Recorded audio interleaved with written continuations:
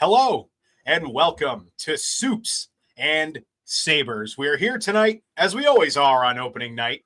In this case, it is Thunderbolts opening night. Chris and I are here. My name is Ron. Of course, you all know me.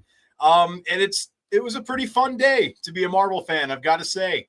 When we do these fresh out of theater reviews, a lot of times I leave and so much of it is just, oh, the hype. Like I think of our Deadpool and Wolverine coverage, where it was just, oh, we were raving about this and that, and like all of the flashiness. Whereas this one just felt like a really solid movie and a really solid story.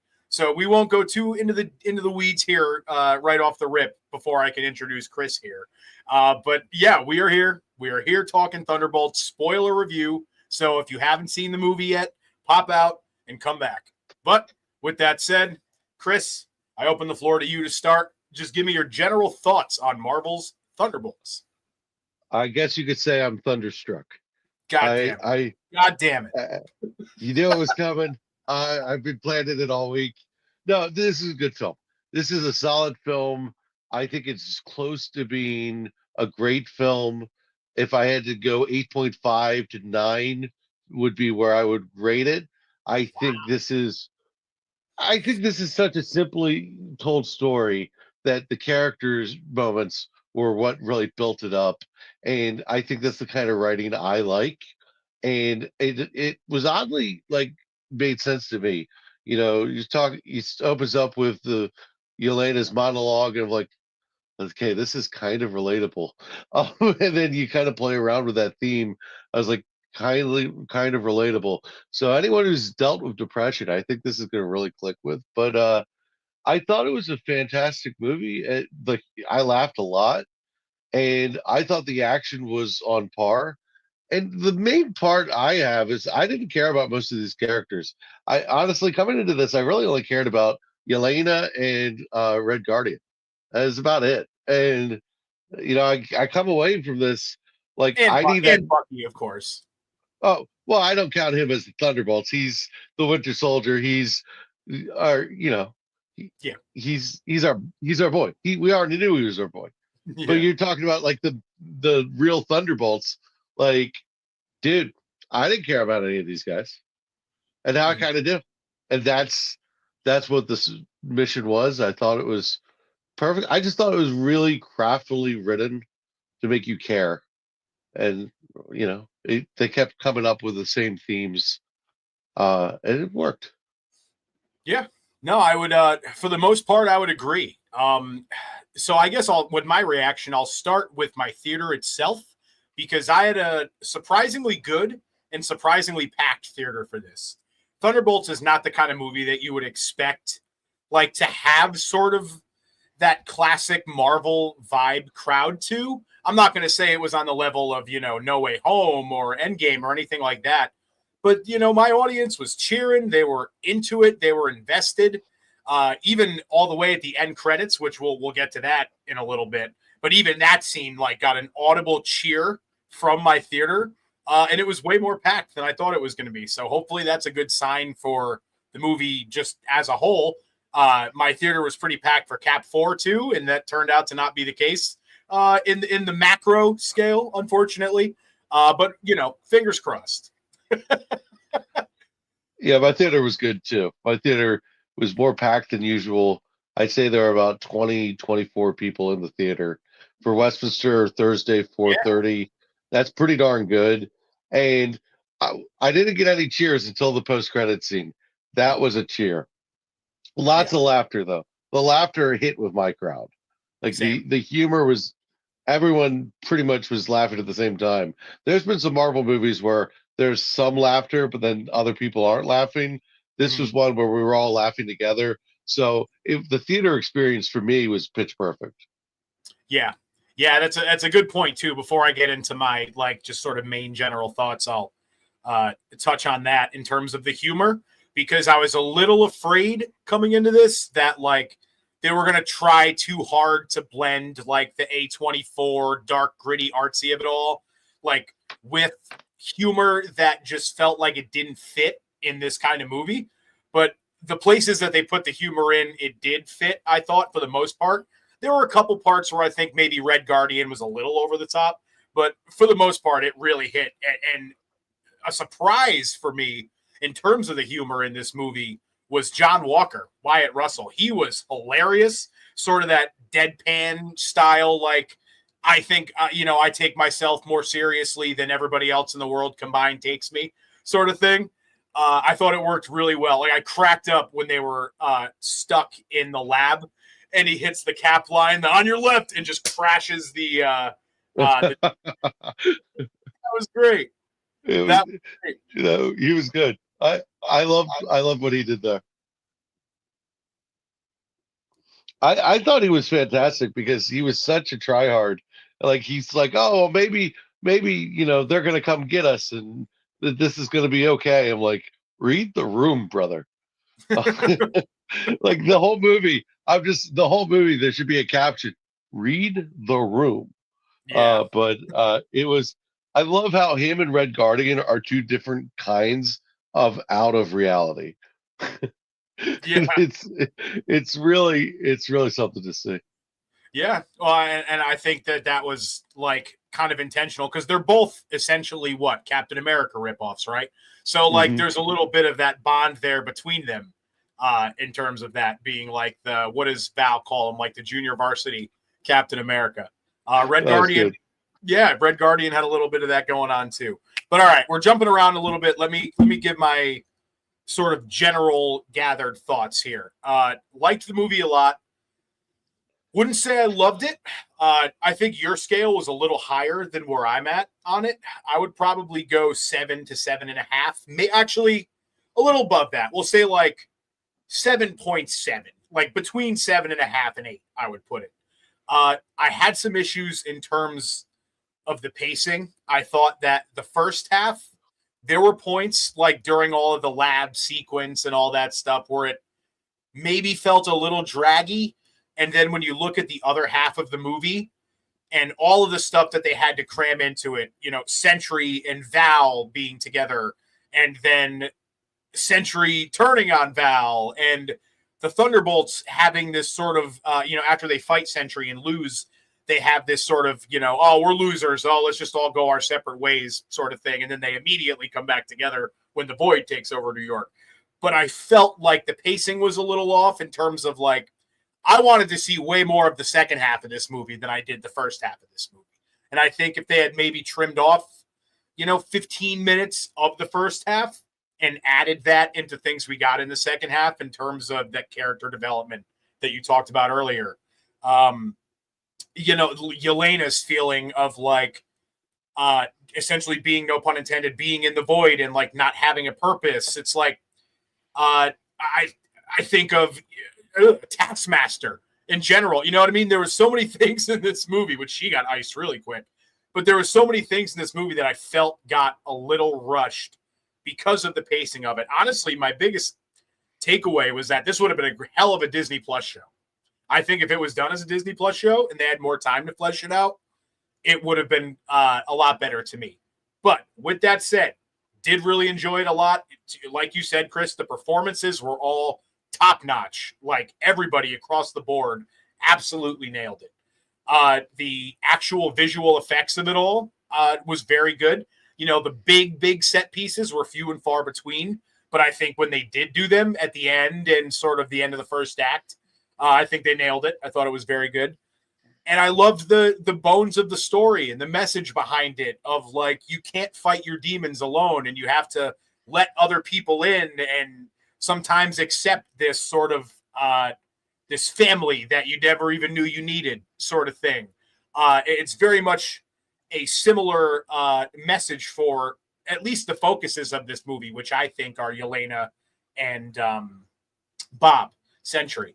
Like they very much had a similar sort of path in this movie, albeit different from a specifics standpoint. So I know I'm rambling here, but I just had to give my first sort of general everything that I was feeling coming out of the theater.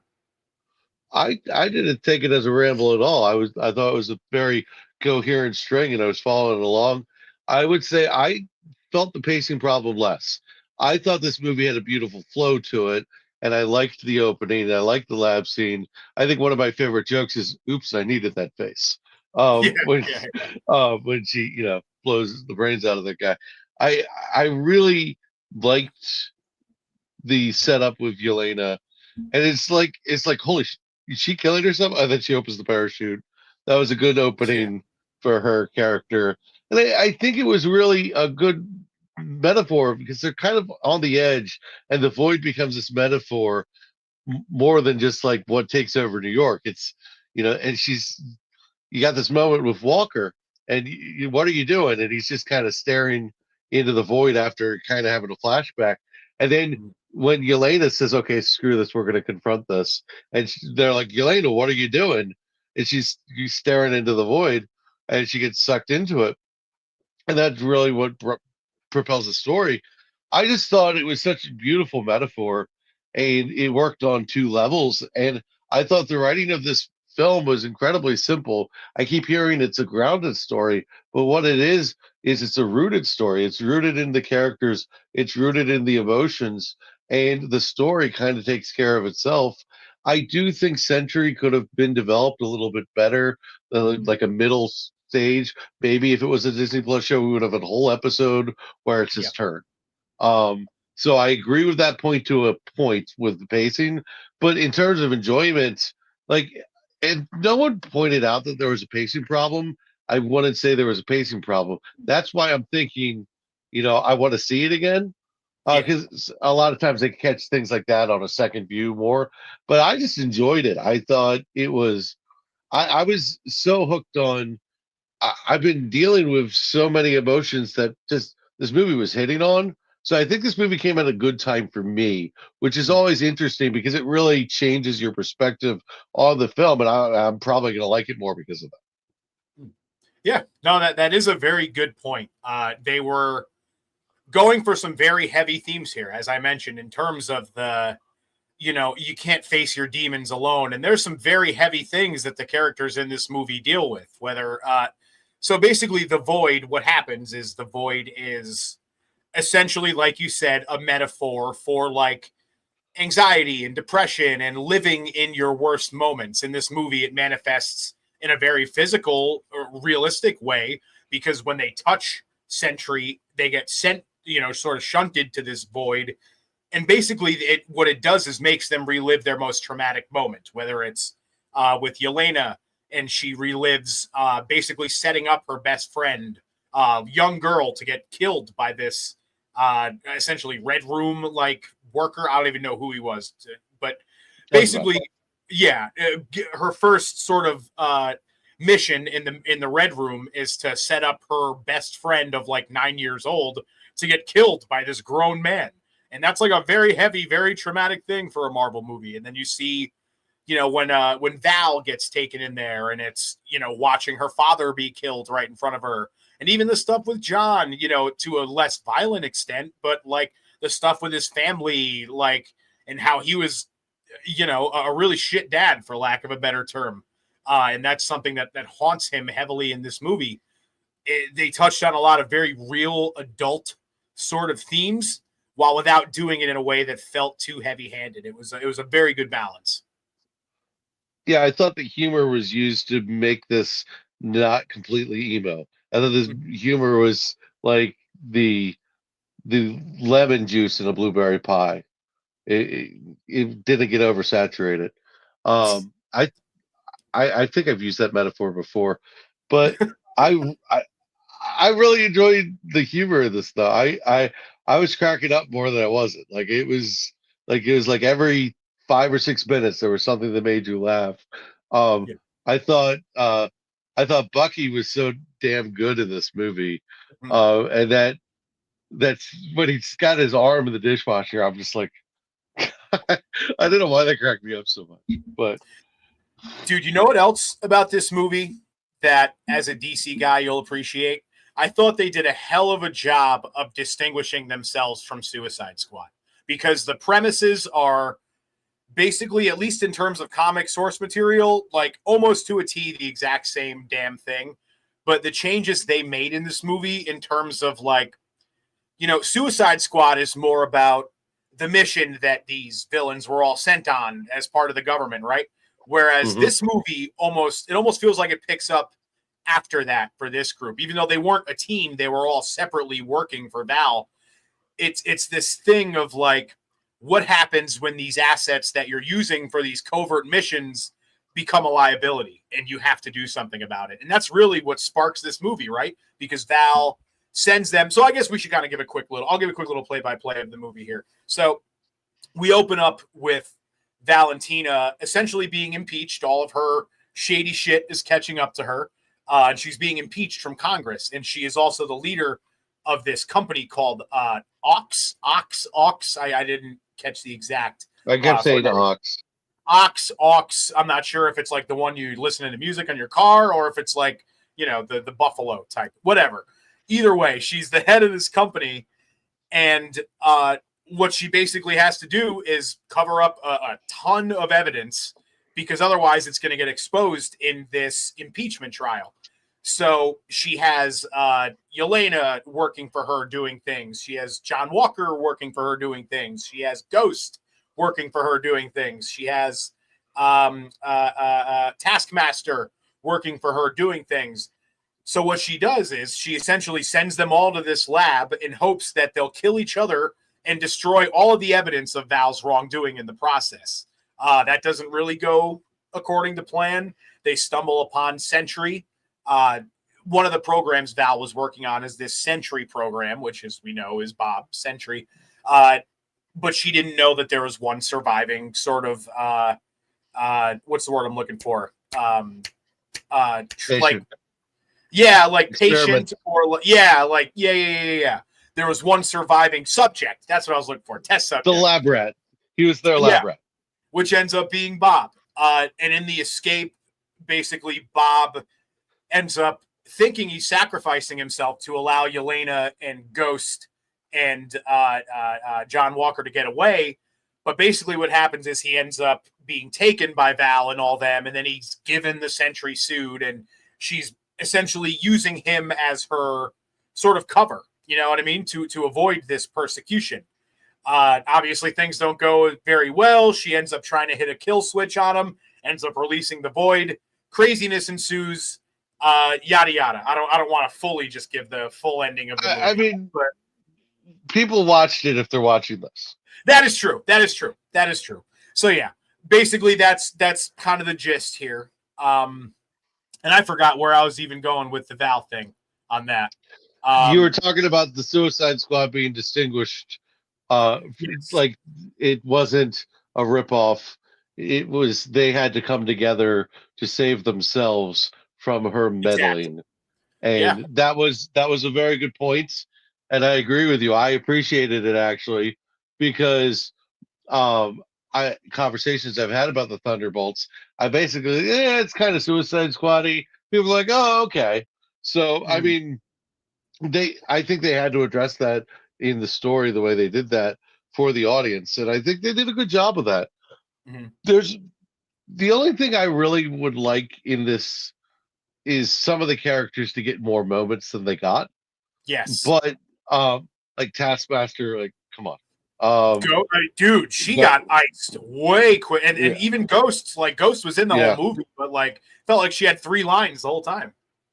Yep. And I think there was a thread that they could have pulled out harder with Walker. I think Mhm. there was something there they could have pulled at more. There was more story to tell. I really do love your idea of just making this a Disney Plus show. The problem with making it a Disney Plus show is that I don't think it would have gotten the eyeballs and recognition that it deserves. So I'm glad it was a MCU film. I think there's a big difference in terms of reception between the Disney Plus, and I don't want this to get lost in the ways of the Falcon and the Winter Soldier, Mhm. or you know, Loki's kind of its own bag. But I really like what they did with the characters. I just wanted more of everything. It was Mhm. kind of like a buffet where you fill up on the carbs a little too much and sometimes you want a little more of those pieces you didn't save room for, or Yeah. you didn't have enough dessert because you had too much of an appetizer. I, Mhm. I think that's kind of where we're at. honestly, this movie could have been 10, 20 minutes longer, Yes, and I would have been okay with it. I don't understand. So I don't necessarily think the pacing was as bad as you did, like I said, but I think you could have put in an element here or an element there that would have solved any of the blemishes very that you much so. got. For the record, that's where I'm at too. I don't think the pacing like destroyed the movie or anything. I know you're not saying that I said that, but just if No, I anybody don't is think confused so. out there, if anybody's confused out there, yeah. I know No, you. I think I'm a bit higher because I think it flowed really well. Yeah, And you're seeing, okay, wait a second, they skipped a step here, they skipped a step there. And I think that's what our difference is with this film. And I see it as kind of lingering. I kind of wish we got more of this after a really nice meal. That's where I think we're at. yeah. All right.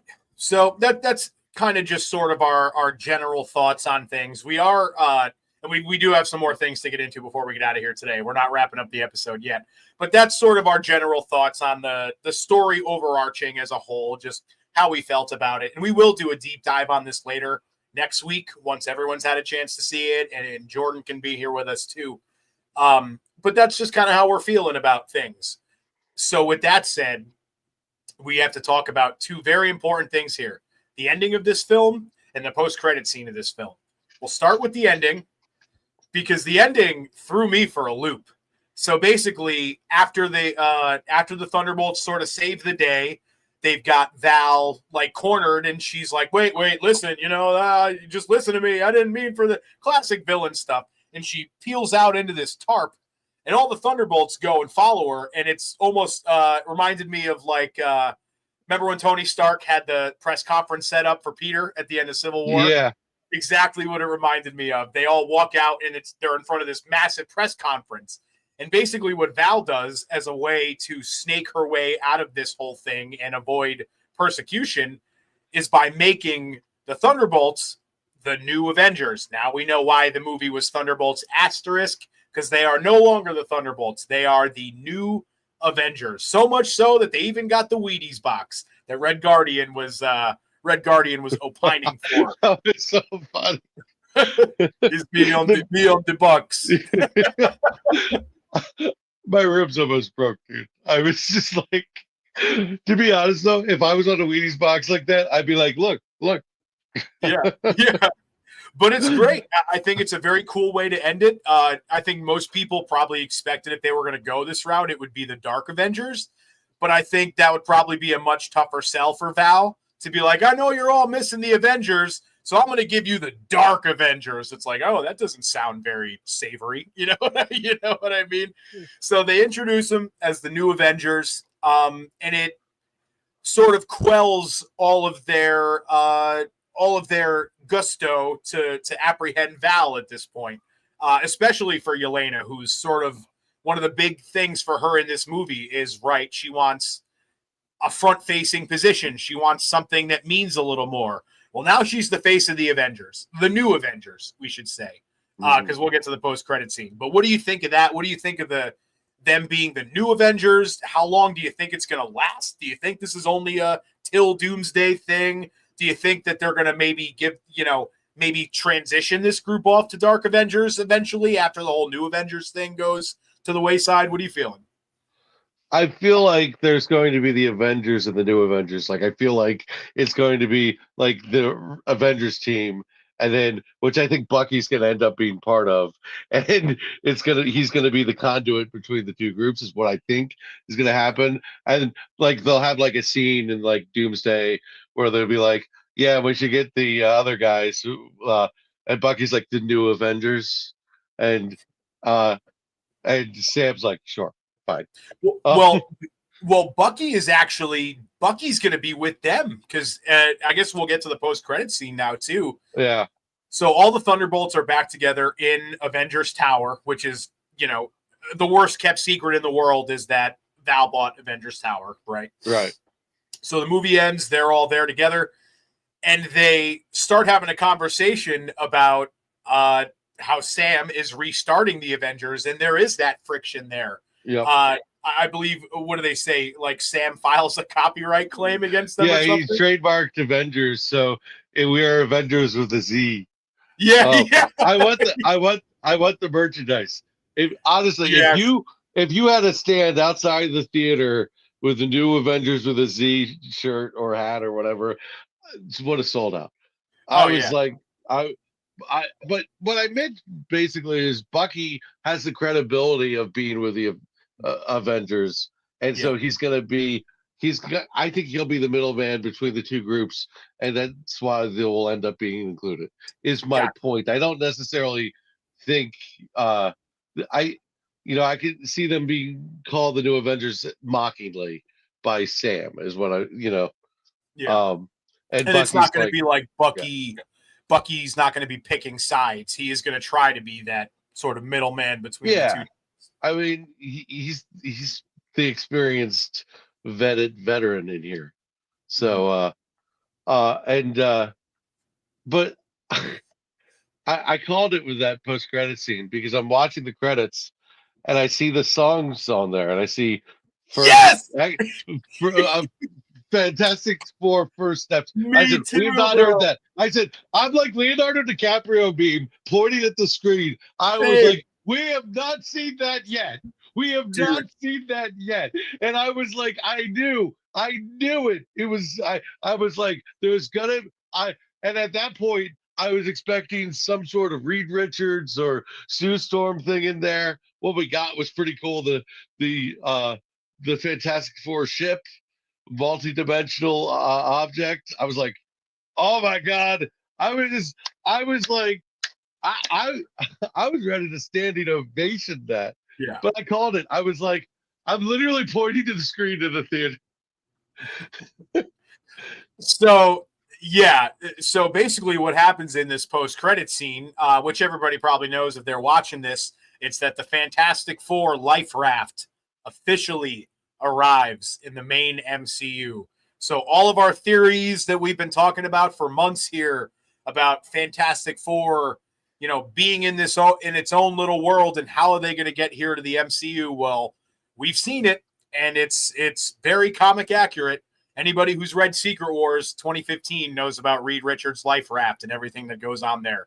So seeing that on screen for the first time as somebody who, like, hundreds of thousands of people, I'm not special here, but somebody who really holds Secret Wars 2015 in a special place in their heart, that was a very surreal thing to see. And I think it also does a pretty good job of confirming, maybe Galactus does end up eating their world before this whole thing is said and done in July. All right, so you're thinking Galactus has some heartburn right now, needs that Pepsi I was talking about the other I'm thinking so. I'm thinking so. day. Unless it's just their world gets destroyed by an incursion. Like I've had this vision in my head of for like a year now of like how cool it would be if as Galactus is eating their world, the incursion starts as well. So you just have this storm of like what the F is going on because Galactus is eating Earth at the same time. This universe is essentially eating, or a different universe is essentially colliding and eating this universe. And what happens when all these things collide at one point? And it's just like, whoa! I know that's probably me getting a little too nerd Oh brain with God. it, but like, oh, it would be so cool. Hello, operator, get me Kevin Feige. I have something he needs to hear. Um, dude, that's awesome. Dude, that's awesome. I'm just like, yeah, yeah, yeah. Sold. Sold to Yeah. the man wearing the X-Men hat. Let's go. Well, you know what? It reminds me of like, shark eats smaller fish, and then whale comes and eats shark. You know what I mean? It's like they think they're dealing with this world. Galactus is destroying their world, and then here comes something entirely different universe that's going to come and consume Galactus himself and this planet and every Uh-huh. other fabric of reality in this universe. So Uh-huh. I mean, it's just like, So whew, if that happens, I'm gonna call you in the theater. I don't even care. Like if that happens, I'm just gonna be like, "Hey, Ron, what's up?" run. Uh, I'm just gonna say, "Mad props. I bow before your brilliance." Your I'll be Majesty. expecting that. I'll be expecting it. Oh, Yes. one more thing we have to mention before we give our sort of final grades and get out of here. A little bit of Superman representation in this movie. Did you catch it? Wendell Pierce. When they first. You meant the actor, yeah. I was. He's Perry White. The first thing I said when he got on the screen, I was like, "What's Perry White doing in this film?" Yeah, no, an actual Superman did not show up in this movie. No, no. I thought there was a reference that I missed or something, but no, yeah. A great actor. I know him from Suits. Really like that actor. Very excited for the. It was cool. The trailer is actually for first time ever got me jacked up for the summer because it was for me. It was Superman, Fantastic Four, Jurassic World. I was like, shit. I might just have to see all three of those. I was like, I might have to go see all three of those films. Like, it's gonna be a summer, man. Dude, they even had a Tron trailer in there that I was like, I didn't have the Tron trailer. oh, it actually looked pretty good. Looked pretty good. But I also Okay. had the ones that you had as well, and it just, Yeah. dude, to your point, just gets that blood pumping, gets you fired up for this summer. This really felt like the kickoff. You know what I mean? Yeah. Like Captain America was, 3 months ago now, and it was still freezing cold. Now it's like we're here, warm weather's here, Thunderbolts is come and gone. The only thing left coming up, in the windshield here is Superman and Fantastic Four. So it is full speed ahead from here. But this was a hell of a warm up. Well, my theater does that thing where they advertise. They don't have that many advertisements, so I only had those three. It was blissful. It was blissful. I had those three, and then I had that commercial come to the concession stand and get some snacks. Because by the way, that commercial is not for people who have sensory issues. You got the popping popcorn and the sizzling Coke. God, I hate it. It's just bad. It should be illegal in 50 states, but whatever. I digress. At least I had popcorn, so I had some defense mechanism. I had my icy. I was good. I'm just saying. There you go. All right, Chris, before we get out of here, give me your favorite scene of this movie and give me your final number grade. 1 out of 10. You could do your decimals. You could do whatever you want to do. Give me your favorite scene and your score. I'm going to, at the risk of sounding a little too much like Dave Portnoy, I'm going to go a 9-3. Whoa! Holy crap. I'm going to go 9-3. I think it was a damn good film. I think it did what it wanted to do. I think it did what I didn't think it was going to do. I was very skeptical about Thunderbolts. I was expecting way more from Captain America, Brave New World than I was Thunderbolts. And I think I got the reverse of that, even though I like Brave New World. So yeah, I'm going to give it a 9-3. And my favorite scene, I'm going to have to say, is when Red Guardian's taxi pulls up. Damn it! And and he's I'll sleep when we have the glory or something, and it's like and Walker's like maybe you should sleep now. I'd like to live, and he's talking about bulletproof glass, and then the glass just breaks so easily. It just that was and then and Bucky doing his thing with the motorcycle. That was the best part of the movie for me. I don't think it's debatable. So you shouldn't have let me go first. I know. But yeah, that's my favorite part. It's not close. It's a great choice. It's my favorite part too. From the point that you hear just the beeping of the limo and you see it off in the distance, and Elena's like, "Don't worry about that. It's nothing." It's like, yeah, you guys are going to be out here in the desert, like dying for your life, but like, just let him go. It's fine. Like, just so funny. And the later in that scene when John Walker's like, "Punch it," and he's like, "Okay," and he slams down on the gas and it's going 54 miles an hour. Like, dude, oh my God, I was pissing my pants. Like, so much. Oh, dude, so funny. So funny. So good, too. My ribs were just dying. Like, I almost spit out popcorn in that scene. Like, it was ridiculous. But No, they got their money's worth out of that shoot that day. I'm telling you. Yeah. So I'll give it a 9-3. I'll say my MVP was Yelena, but it could have been any of them really. Mhm. Uh, Red Guardian was so good in this.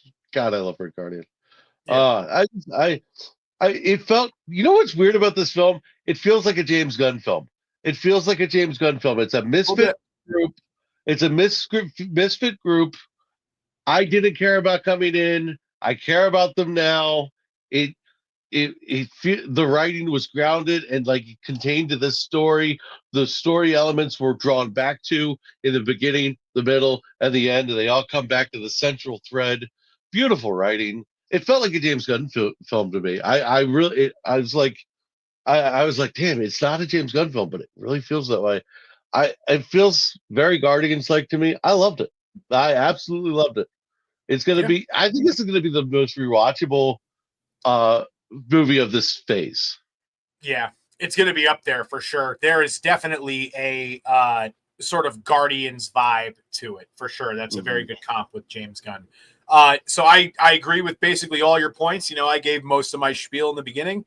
I Mhm. think my co MVPs were Leanne. I don't even know what the hell I was saying there. Yelena. Yelena and Bob Sentry. Lewis Pullman was tremendous. I thought he did a hell of Oh, a he job. was very good. Yeah, and Mhm. we'll get more into the intricacies of what he had going on, and I thought some of that was a little rushed too. And we'll get into all that stuff when Jordan's here and we do our Right. more thorough review. But I think just if I had to give it a final grade, I would say that the movie itself is a 7-7. I think the last scene and the post-credit scene giving us two things, setting something up, which felt very old school Marvel. It's felt like a while since we've had that, right? Mhm. I think that probably bumped the entire experience up to a solid 8 for me. I'll take an 8. I don't think that's like if you said this was a 6 out of 10, we'd be fighting. No. I'll live with a 7.78. I'll live with that. I'm going 9-3. I don't think it was perfect. There were a couple of things I would have liked. I think the Century buildup could have been better. Mm. But the distinction between Bob and Century was fantastic. So I mean, yeah, I wasn't expecting to be this happy coming out of the theater. Actually, my thought was if I'm this happy coming out of Thunderbolts, if Superman even kind of lands the feeling, that high will not be a feeling known to mankind. Um, Yeah. but that's a conversation for another day. Yeah.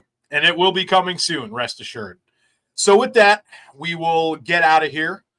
Just wanted to, we even went a little longer than I thought we were gonna, but it's just great movie, lots to talk about. So thank you all for joining us here tonight for our Thunderbolts opening reactions. We love coming to you guys here on the opening nights of these movies while it's still fresh and we're still jazzed up and we get to have these fun conversations. So with that said, you can follow us on all forms of social media at Soups and Sabers. We've got a hell of a ton of really fun content coming up on the Star Wars side as we continue our Andor coverage. And as we've mentioned a few times throughout this show, from this point on, it is full steam ahead towards Fantastic Four and Superman. So we're going to have comic reviews, hype sort of episodes where we just do, roundtables discussing what we're excited for in these movies. It is the summer of Superman and the summer of Fantastic Four. And we are so excited to go through it with all of you. So with that said, my name is Oh, Ron. hold on. Oh. We are the Thunderbolts. Okay. That Let's is a go. perfect note to end us out on. My name is Ron. His name is Chris. And until next time,